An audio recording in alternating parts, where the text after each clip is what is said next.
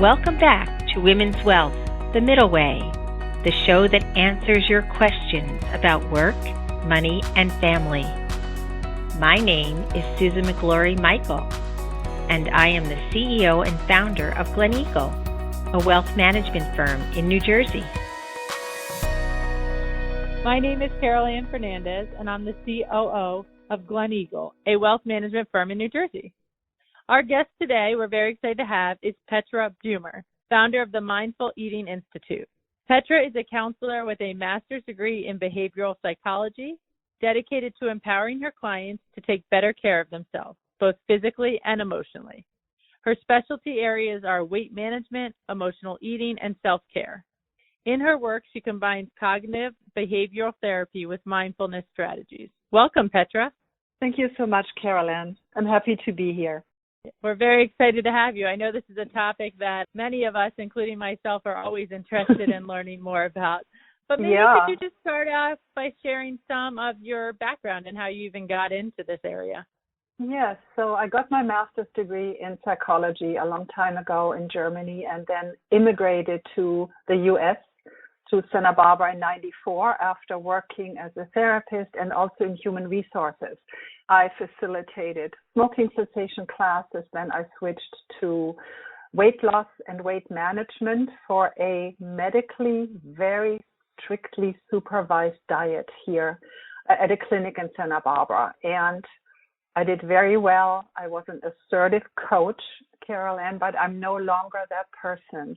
I realized that over 50% of our patients gained their weight back because emotional eating was not addressed. And I feel that all our listeners know that emotional eating could be stress eating, boredom eating, or when we're anxious, worried, especially during the pandemic. A lot of people have put weight on. And I recently wrote an article, Is the Pandemic Also a Poundemic? And I want everybody who's listening to not feel bad about it. It is a method of self-soothing and comforting. And I teach all my clients, who are mostly female, to learn to nurture and self-soothe without reaching for food or that extra glass of wine. Very interesting, and I think it's definitely true that I think with the pandemic, there's two ways people went. They either became workout experts or they were putting on a few pounds. But what are some ways that maybe then people could cope with the emotional side without reaching for, extra snack or something? So I feel when I was a self-care specialist at the Golden Door Resort and Spa here in San Diego, I worked with a lot of successful top executives. And on my first night, I would ask the ladies, who is good at nurturing everyone else? So all the hands went up. And then I said and asked, who's good at nurturing herself? Well, 2 hands went up. Point is, we're so good at nurturing everyone else. And my proposal is to give yourself the oxygen first. And I truly believe, Carol Ann, that kindness and self-care starts with us. So putting yourself first in line for your own love and self-care, meaning carving out time for yourself, even if it's just 10 minutes, and to unplug from external forces, especially from social media, from electronics, and creating a little space in your home where you can sit quietly. We can call it meditation, we can call it downshifting, and possibly using a meditation app. I like Headspace, Calm, or UCLA Mindful. Those are great apps.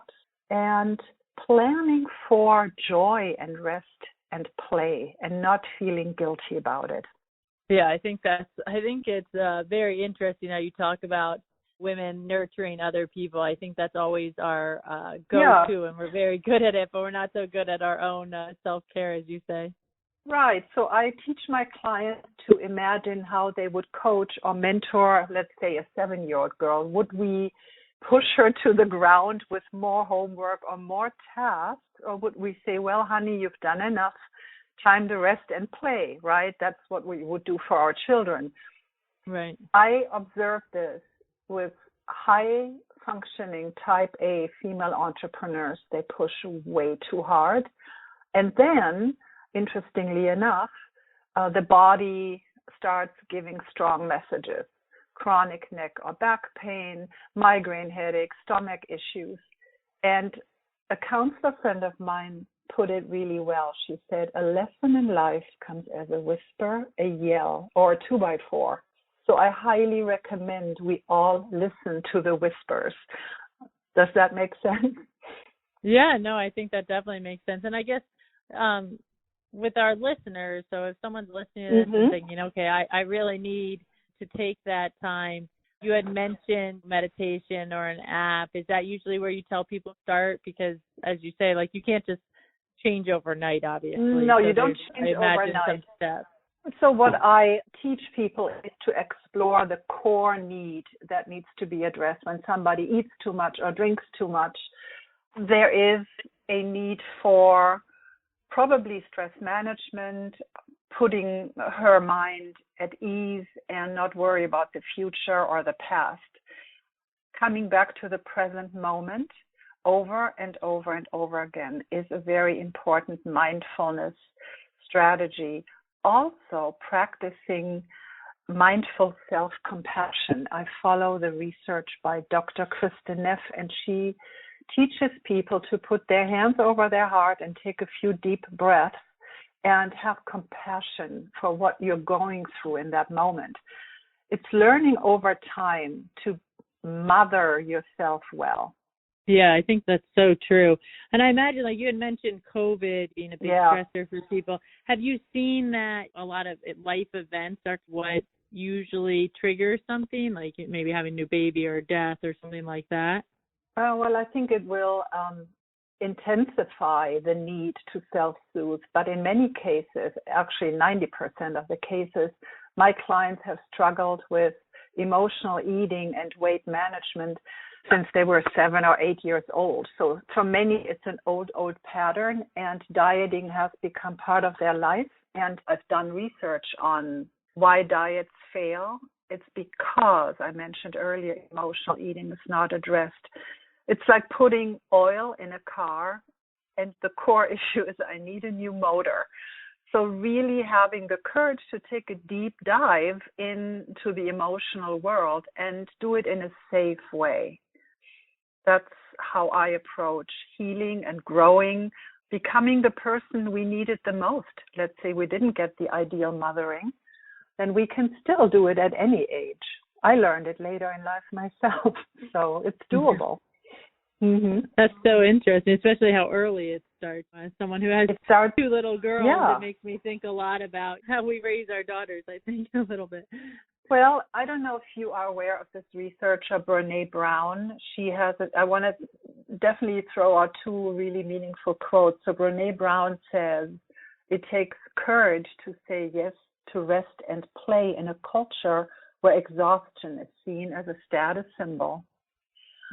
So it takes courage to say enough already, time for me, and really scheduling that time, not making it, not putting it on the back burner, scheduling time for yourself.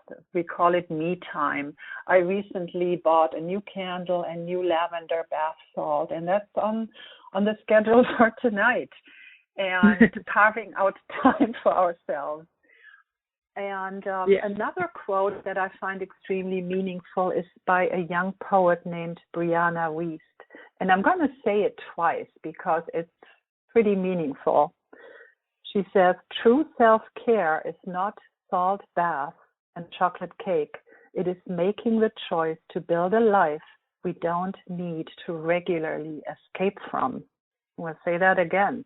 True self-care is not salt baths and chocolate cake. Making the choice to build a life we don't need to regularly escape from. I find that very meaningful because in my work, I'm noticing that people eat to take the edge off, to numb, to not feel the stress. And I would say stress eating is the most common cause for emotional eating. Wow, yeah, I think both are very useful, and you've given so much advice already. I feel funny even asking you this, but we ask all speakers as the last question, what's one or two pieces of advice that you'd give to maybe one of our listeners who's been listening and really thinking, okay, yeah, I need this. I need to give myself some more self-care and emotional. I have an issue with emotional eating. Yes. Yeah, maybe what's one or two pieces of advice you would give them of kind of where to go from here? I would tell her to give herself permission to care for herself first, and that is not selfishness. I said earlier, kindness starts with us. And I came up with this prescription, quote unquote, for wellness is to love yourself deeply, to stand in your own light, to have healthy boundaries, and to be you unapologetically. And there's only one you, and we all have these unique strengths and inner resources. Another piece of advice is your intuition is always right. We all know what we need. And I think finally giving yourself permission to take care of yourself in capital letters would be my advice. And if anybody is interested in working with me, I offer a complimentary initial consultation to make sure that the client and I are a good match. And I love what I do. It's my calling. And so I hope there were some blissful bites for our listeners to implement into their lives.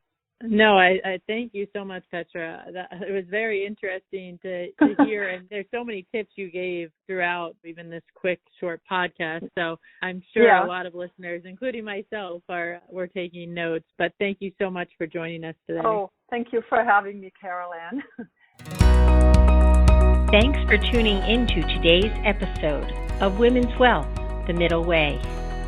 Make sure to subscribe to us and leave a review on iTunes, Spotify, SoundCloud, or your favorite podcast app. Join us for new episodes every other Wednesday. See you in 2 weeks.